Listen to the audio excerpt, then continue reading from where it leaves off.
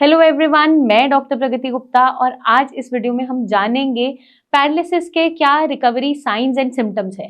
जब भी किसी को लकवा होता है तो जब वो ठीक हो रहा है, उस फेज से निकल रहा है, रिकवरी की तरफ जा रहा है, तो आप कैसे पहचान सकते हो कि आपके अंदर सुधार देखने को मिल रहा है।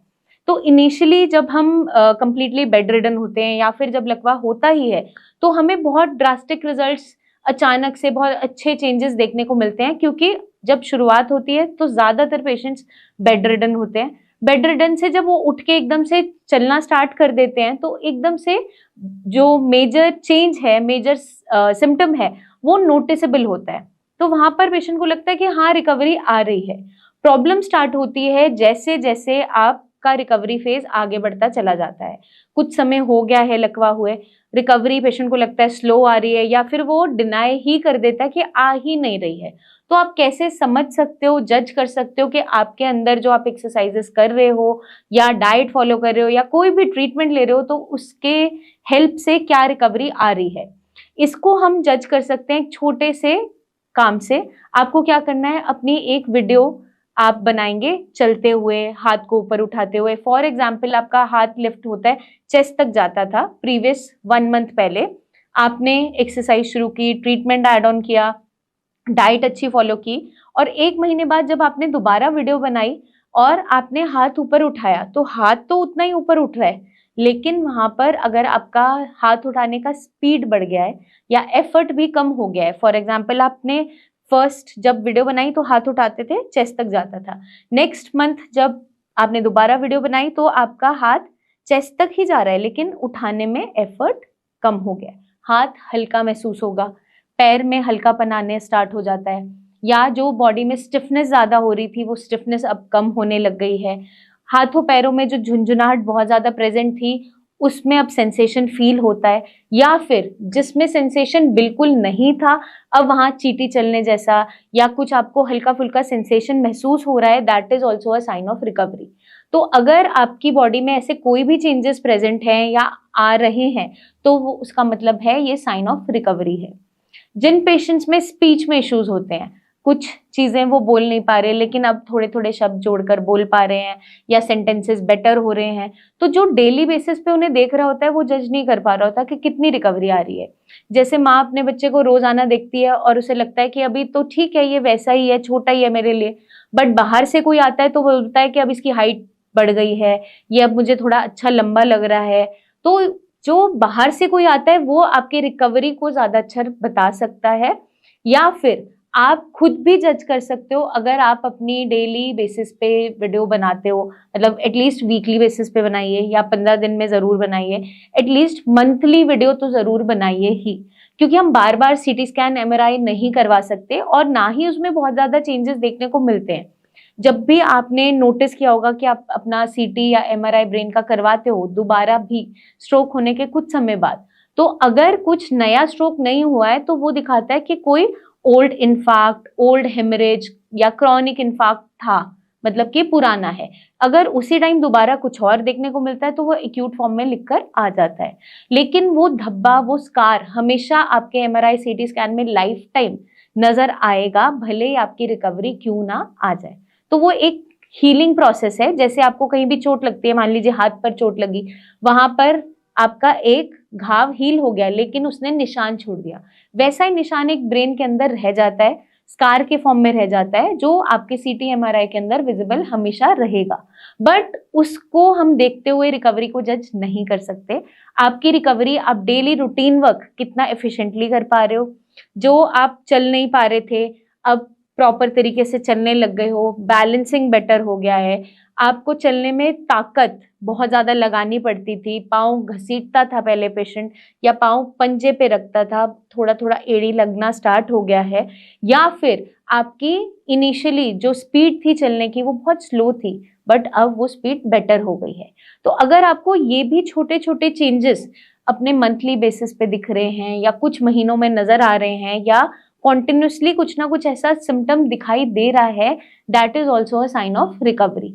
तो हमें इसको नोटिस करते रहना है। इसको आप नोटिस कैसे कर सकते हो, डेली अपना एक्सरसाइज का गोल सेट करते हुए कि मुझे इतना एक्सरसाइज करनी है, इस तरीके से रूटीन को फॉलो करना है, और वीडियो जरूर बनानी है, क्योंकि एविडेंस आपके लिए वही है, वही आपके लिए एक ऐसा टेस्ट है जिससे आप जज कर पाओगे कि आपकी रिकवरी आ रही है या नहीं आ रही। प्रीवियस वीडियो को दूसरे फोन में आप साथ में लगाओ, अपने एक और फोन में जो फ्रेश वीडियो बनाई है उसको साथ में, दोनों को एक साथ कंपैरिजन में चलाओ, आप खुद देख पाओगे, खुद जज कर पाओगे कि क्या अब रिकवरी मेरे अंदर आ चुकी है। क्योंकि जब हम बोलते हैं, हमें खुद को भी ध्यान नहीं होता कि कैसा था। पेशेंट बोलता है मैम मैं लास्ट मंथ आया था, मेरा हाथ अभी भी चेस्ट लेवल तक ही जा रहा है, तो हमने ग्रेडिंग वहां पे मसल ग्रेडिंग डाल रखी होती है उसकी हिस्ट्री टेकिंग में, और एफर्ट भी हमने लिखा होता है कि पहले बहुत स्टिफनेस के साथ उठा रहा था, हेवीनेस था, पेन था। अब जब दोबारा आया उसकी हम वीडियो, दोनों वीडियो साथ चलाकर देखते हैं, तो वहां पे हम क्या नोटिस करते हैं, कुछ कुछ पेशेंट्स में अगर लेवल ऑफ रेज भी उतना ही है बट एफर्ट कम हो गया है।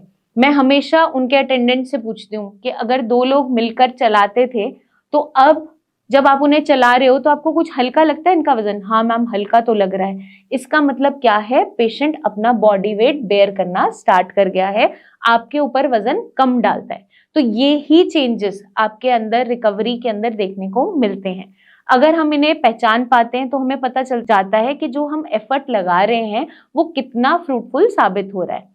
साथ के साथ हमें डाइट का ध्यान रखना है, अपने पेट का भी ध्यान रखना है, क्योंकि अगर आपका पेट अच्छे से खुलकर साफ नहीं हो रहा, दिन में 2-3 बार मोशन के लिए जाना पड़ रहा है, अच्छे से मोशन नहीं आ रही, लेटरिन चिक नहीं आ रही है, उस कंडीशन में आप कोई भी इलाज लोगे वो रिजल्ट नहीं दे पाएगा, क्योंकि आपकी बॉडी में वो मेडिसिन एब्जॉर्ब ही नहीं हो पा रही।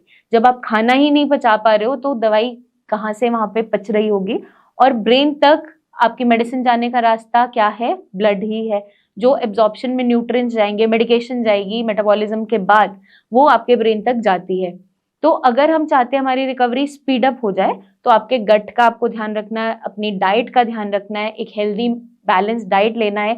डाइट की बहुत सी वीडियोस हमने प्रीवियसली भी बनाई है कि किस तरीके की डाइट लेनी है एक पैरालिसिस के पेशेंट को। डेली रूटीन भी हमने वीडियोस में बताई है कि कैसी रूटीन को फॉलो करना है ताकि आप जल्दी से जल्दी रिकवरी ला सके। तो मैं उम्मीद करती हूँ ये वीडियो काफी हद तक आपको समझने में मदद करेगी कि आपकी रिकवरी को आप कैसे जज कर सकते हैं। कुछ पेशेंट्स में जहां वो फिंगर से पेन पकड़कर अपने थोड़ा थोड़ा लिखना स्टार्ट करते हैं, वहां हम पेशेंट को बोलते हैं कि आप एक नोटबुक रख लीजिए या कर्सिव राइटिंग की बुक्स आती हैं बच्चों की, वो रख लीजिए। डेली बेसिस पे एक एक पेज आपको जरूर लिखना है, प्रैक्टिस करना है। At the end of the month या आप जब मेरे पास आओगे तो आप दिखाओगे तो डे 1 से लेके लास्ट पेज में हम कंपैरिजन करते हैं कि उसमें कितना चेंजेस आ गया है। तो हमें पैटर्न में चेंजेस मिलते हैं कि राइटिंग अब बेटर हो गई है। पेशेंट स्पीच की प्रैक्टिस करता रहता है तो हम रिकॉर्डिंग उनकी करवाने के लिए उन्हें बोलते हैं एक वीडियो बनवाने के लिए। वो वीडियो जब बनाते हैं और हम सामने फिर देख रहे हैं पेशेंट को या वो बना कर ला रहा है तो हमारे लिए ईजी हो जाता है उसका ट्रीटमेंट को आगे कंटिन्यू करना या फिर ट्रीटमेंट में चेंजेस करना, क्योंकि आपके पास कुछ ना कुछ एविडेंस जरूर होना चाहिए जिसके बेसिस पे आप अपनी रिकवरी को जज कर पाओगे।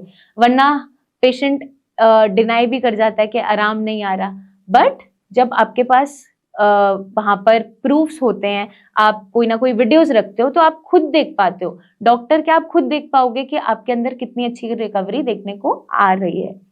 अब हमें डेली रूटीन में जो एक्सरसाइजेस डॉक्टर्स ने बताई है वो आपको प्रैक्टिस करनी है और रेजिमेंट को अच्छे से फॉलो करना है, क्योंकि आप ये सब कुछ अगर करते हो तो डेफिनेटली आपके अंदर जो साइंस ऑफ रिकवरी है वो तेजी से आते चले जाते हैं। एक फेज ऐसा आता है जब रिकवरी स्लो डाउन हो जाती है, उसको बूस्ट अप करने के लिए एक हेल्दी डाइट बहुत अच्छा रोल प्ले करती है, जहां पे सप्लीमेंट्स का बहुत अच्छा रोल है। तो बीच बीच में जब आपका पैरालिसिस का ट्रीटमेंट चल रहा है, बीच बीच में अपनी लैब इन्वेस्टिगेशन जरूर करवाएं, ब्लड टेस्ट जरूर करवाएं, एटलीस्ट अपने vitamin D levels, vitamin B12 के लेवल्स, आपका हीमोग्लोबिन कैसा है, आपका लिपिड प्रोफाइल ठीक चल रहा है नहीं चल रहा है, कोलेस्ट्रॉल तो नहीं बढ़ रहा है, शुगर वैल्यूज तो नहीं बढ़ रही है, बीपी की वैल्यूज क्या रह रही है, ये मॉनिटरिंग जरूर करें। क्योंकि अगर हम ये सारी प्रिकॉशंस को ध्यान में रखते हैं तो आपकी रिकवरी बहुत स्मूथली आ सकती है और आती भी है। जल्दी हम आपसे फिर मिलेंगे, बहुत सी इंफॉर्मेशन लेकर आते रहेंगे। आपको क्या करना है, अपनी डेली रूटीन में एक्सरसाइज करते रहना है, अपनी रिकवरी को मॉनिटर करते रहना है ताकि आप जल्दी से जल्दी इंडिपेंडेंट हो सकें, इस बीमारी से बाहर आ सके। हम आपसे फिर मिलेंगे, तब तक के लिए ध्यान रखिएगा एंड टेक केयर।